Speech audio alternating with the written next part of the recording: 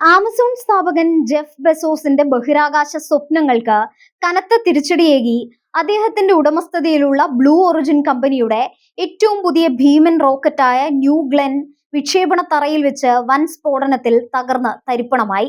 ഫ്ലോറിഡയിലെ Cape കാനവറിൽ രാത്രിയിൽ നടത്തിയ പതിവ് എഞ്ചിൻ പരിശോധനയ്ക്കിടെയാണ് ലോകത്തെ ഞെട്ടിച്ച ഈ വൻ ദുരന്തം സംഭവിച്ചത്. ബഹിരാകാശ രംഗത്ത് ഇലോൺ മസ്കിന്റെ സ്പേസ് എക്സിനോട് മത്സരിക്കാൻ ബെസോസ് തയ്യാറാക്കിയ ഏറ്റവും വലിയ ആയുധമാണ് വിക്ഷേപണത്തിന് തൊട്ടു മുൻപ് അഗ്നിഗോളമായി മാറിയത്. കേപ്പ് കാനവറലിന്റെ ലോഞ്ച് കോംപ്ലക്സ് 36ൽ നിന്ന് റോക്കറ്റിന്റെ എഞ്ചിനുകൾ പൂർണ്ണശേഷിയിൽ പ്രവർത്തിപ്പിച്ചു നോക്കുന്ന സ്റ്റാറ്റിക് ഫയർ പരിശോധനയാണ് നടന്നിരുന്നത്. റോക്കറ്റ് വിക്ഷേപണ തറയിൽ ഉറപ്പിച്ചു നിർത്തി എഞ്ചിനുകൾ മാത്രം ജ്വലിപ്പിക്കുന്ന ഈ പരീക്ഷണത്തിന്റെ അവസാന നിമിഷത്തിലാണ് വൻ അട്ടിമറി സംഭവിച്ചത്. റോക്കറ്റിന്റെ താഴത്തെ ഭാഗത്തു നിന്നും ഉയർന്ന തീജ്വാലകൾ നിമിഷങ്ങൾക്കകം 98 മീറ്റർ ഉയരമുള്ള ആ കൂറ്റൻ പേടകത്തെ മുഴുവനായി വിഴുങ്ങുകയായിരുന്നു. അറ്റോമിക് ബോംബ് പൊട്ടുന്നതിന് സമാനമായ ഭീകരമായ സ്ഫോടനമാണ് വിക്ഷേപണ കേന്ദ്രത്തിൽ ഉണ്ടായത്.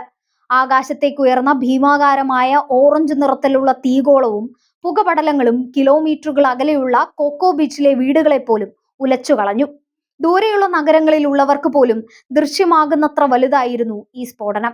റോക്കറ്റിൽ നിറച്ചിരുന്ന മീഥെയിൽ ഇന്ധനവും ലിക്വിഡ് ഓക്സിജനും ഒന്നിച്ചു കത്തിയമർന്നതോടെ വിക്ഷേപണത്തറ കടുത്ത നരകാഗ്നിയായി മാറി. ബ്ലൂ ഒറിജിൻ ഔദ്യോഗികമായി ഈ അപകടം സ്ഥിരീകരിച്ചിട്ടുണ്ട്.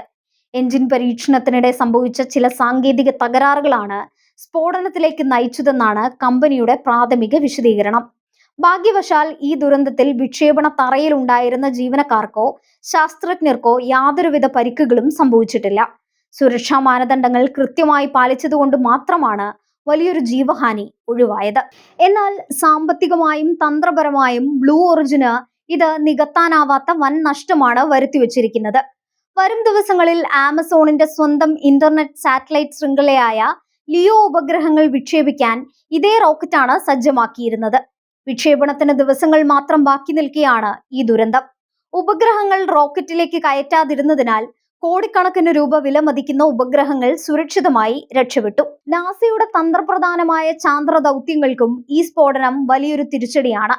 ചന്ദ്രനിലേക്ക് മനുഷ്യനെ വീണ്ടും എത്തിക്കുന്ന നാസയുടെ ആർട്ടമിക് പദ്ധതിക്കായി ബ്ലൂ ഒറിജിന്റെ ബ്ലൂ മൂൺ ചാന്ദ്ര ലാൻഡറുകൾ തിരഞ്ഞെടുക്കപ്പെട്ടിരുന്നു.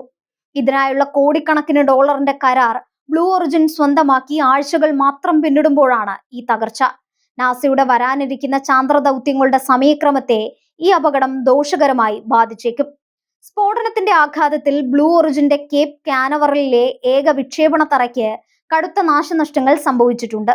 റോക്കറ്റിനെ നേരെ നിർത്താൻ ഉപയോഗിക്കുന്ന കൂറ്റൻ ഗ്രാൻഡി ടവറും മിന്നൽ പ്രതിരോധ ഗോപുരങ്ങളിൽ ഒന്നും പൂർണ്ണമായും തകർന്നു വീഴുന്നതായാണ് ദൃശ്യങ്ങൾ വ്യക്തമാക്കുന്നത്. വിക്ഷേപണ തറയിലെ തകരാറുകൾ പരിഹരിച്ച് ഇത് വീണ്ടും സജ്ജമാക്കാൻ മാസങ്ങൾ വേണ്ടിവരുമെന്നാണ് ബഹിരാകാശ വിദഗ്ധർ വിലയിരുത്തുന്നത്. തന്റെ ബഹിരാകാശ സ്വപ്നങ്ങൾക്കേറ്റ ഈ കനത്ത പ്രഹരത്തോട് ബ്ലൂ ഒറിജിൻ സ്ഥാപകൻ ജെഫ് ബെസോസ് വൈകാരികമായാണ് പ്രതികരിച്ചത്. ഇതൊരു കഠിനമായ ദിവസമാണ്.